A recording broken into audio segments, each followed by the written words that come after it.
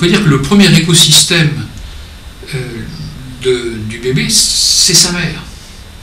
Elle est tout pour lui. Elle est tout. Elle est l'univers entier. Elle le nourrit, elle lui donne le sein ou le biberon.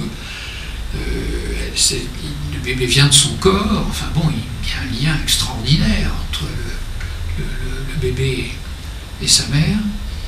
Et alors, bon, d'une part, il y a la question, est-ce que la maman va donner à l'enfant, lui donner son être, en quelque sorte, faire ce premier don extraordinaire.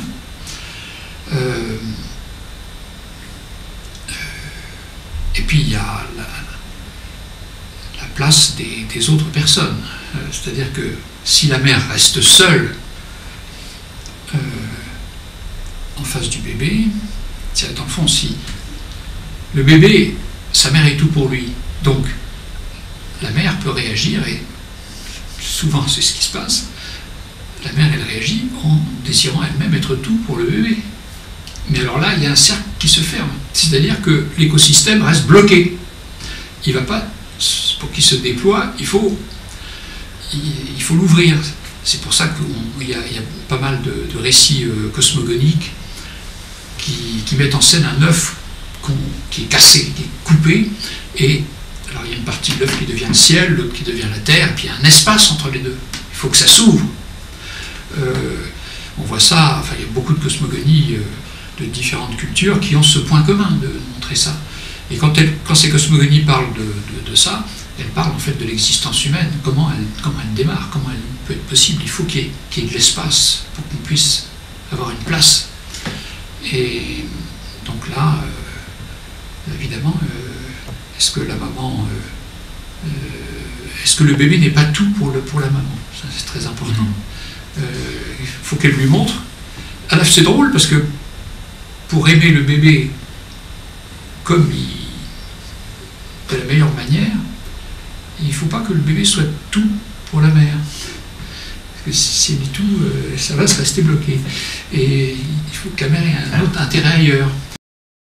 Il faut qu'il y ait une ouverture, et que l'ouverture dans la relation entre le bébé et la mère, bon, en général c'est le papa qui doit occuper une place, hein, et puis après c'est les autres personnes, et pas que le père. Il y a une sorte d'autres personnes qui doivent rentrer en scène et jouer un rôle par rapport au bébé, et puis le bébé s'intéresse à eux. Bon, et alors le bébé, s'il a éprouvé que dans le fond on était heureux qu'il soit là, et que lui-même se sent heureux d'être avec la maman, le papa ou d'autres personnes, bah c'est formidable, tout le monde est content. Et donc il y a un don initial, une reconnaissance, on peut dire, inconditionnelle.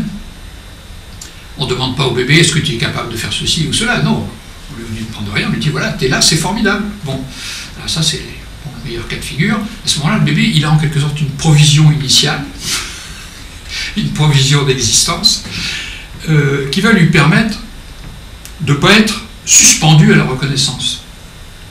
Ah, ça c'est très important, pouvoir s'intéresser à n'importe quoi.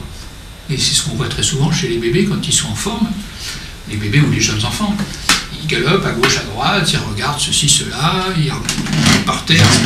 Voilà, ils explorent, oui, bah oui. Parce que ils sont disponibles. Parce qu'ils sont disponibles, parce qu'ils ont leurs arrières, que l'arrière est assuré, quoi. Bon, ça va, on m'a donné de quoi exister, je ne suis pas dans l'angoisse, je ne suis pas suspendu aux personnes dont j'attends quelque chose, donc je peux aller à gauche, à droite.